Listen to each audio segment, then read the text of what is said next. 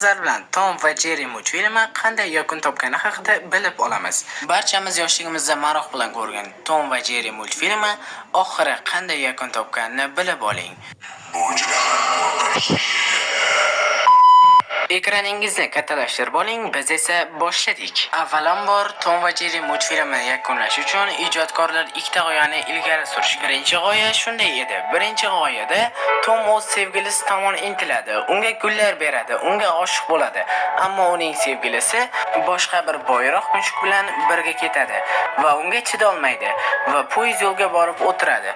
Uning oldiga esa Jerri keladi va o'z sevgilisining rasmiga tikilib turganda, u ham bir boyroq sichqon bilan ketayotganini ko'radi va ikkisi poyezd yo'lda poyezd kelishini kutib, o'z joniga qasd qilmoqchi bo'ladi va birinchi g'oya yakunlanadi. Ikkinchi g'oyada shunday edi. Ikkinchi g'oyada Jerrining uyi zilzila tufayli vayronaga uchraydi va Jerri u yerda halok bo'ladi. Jerrini dafn qilish uchun barcha jonzotlar u yerga yig'iladi va Tomga bu juda ham qattiq ta'sir qiladi.